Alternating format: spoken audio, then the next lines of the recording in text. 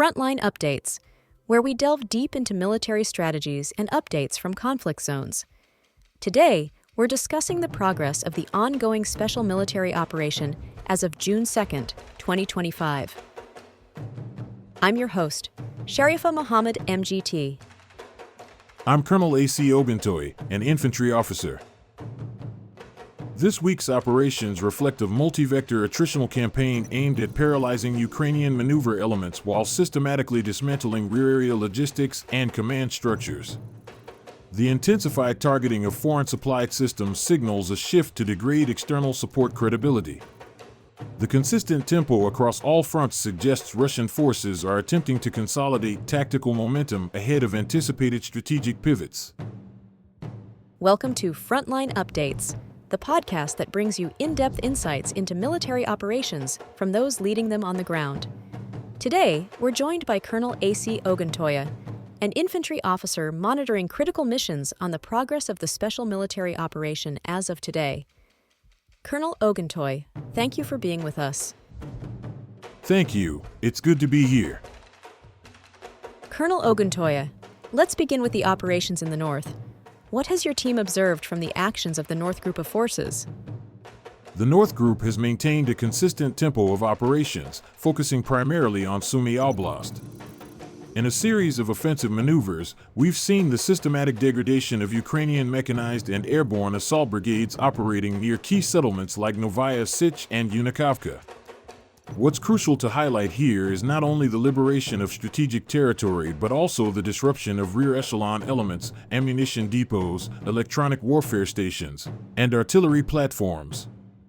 The loss of over 245 enemy personnel in this axis alone underscores the effectiveness of our multi-domain coordination, integrating artillery, drones, and precision strike assets with ground maneuver elements.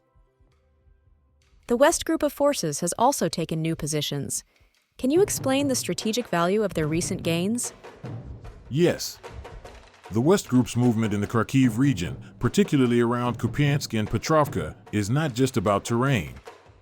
It's about achieving a domino effect through flanking. They're pushing into Ukrainian supply corridors and forcing enemy formations into fragmented defensive postures. Destroying British-supplied Braveheart self-propelled artillery units is particularly significant. These systems are key assets in Ukrainian counter-battery operations. Their elimination creates an artillery vacuum, allowing our units to close gaps faster and with less resistance. Turning south, what developments stand out from the Southern and Center groups of forces? The Southern Group continues to solidify its hold along the Donetsk front. This week, they advanced across multiple settlements, Nikiforovka, Seversk, and Chasov Yar, among others. It's a methodical advance, supported by dense firepower and electronic warfare that disrupts enemy communications. And the Center group of forces? Meanwhile, the Center Group has intensified pressure deep within the Donetsk People's Republic. With the destruction of U.S.-manufactured M113 APCs and multiple mechanized units, we're seeing a deliberate attempt to break the backbone of Ukraine's mobile reserves. The use of Ranger and National Guard formations on their side suggests desperation, pulling in every available unit to slow our momentum. The East and DNEPR groups seem to be anchoring flanks. What's happening on those fronts? Right. The East Group has advanced tactically, hitting Ukrainian mechanized and marine units in both Donetsk and Zaporizhia. Their focus has been attrition, chipping away at Ukraine's electronic warfare and artillery infrastructure. These are the nodes that allow coordination and response. Taking them out reduces coherence across the entire front. And the Dnipro group of forces?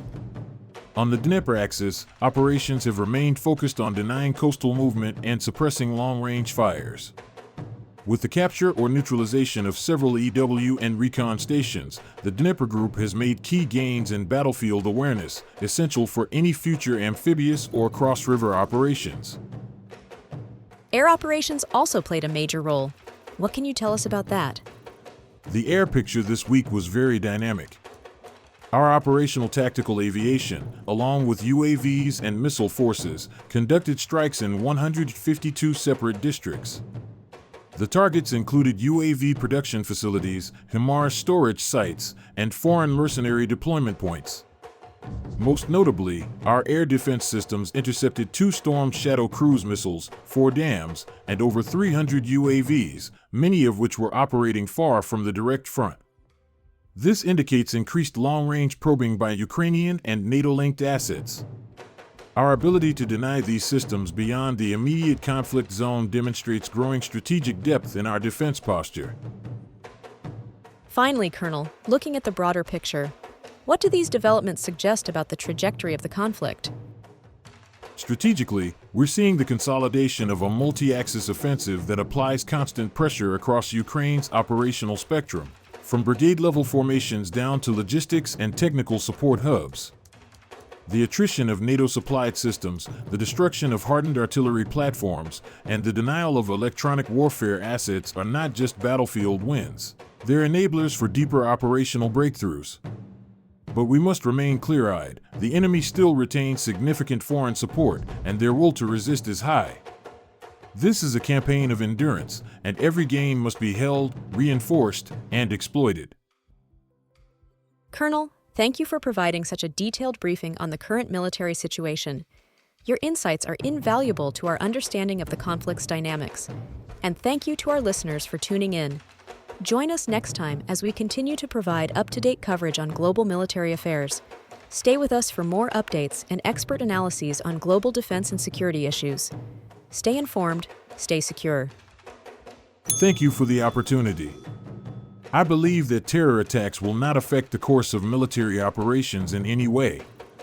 Terrorism and sabotage are closer to acts of intimidation and demoralization, creating panic and disbelief in victory, plus, of course, a specific task to disable our missile carriers. But the enemy is clearly exaggerating the success, stating that over a third of the Russian strategic aviation was disabled. This is disinformation within the framework of an information war. Another thing is that it is time to close the pass-through yard and get even more involved in counterterrorism and conduct real anti-sabotage measures with a shift in emphasis to the territory controlled by the enemy. This has been Frontline Updates. Subscribe for daily military briefings and in-depth strategic analysis. Visit our platform for maps, transcripts, and exclusive frontline updates from commanders in theater.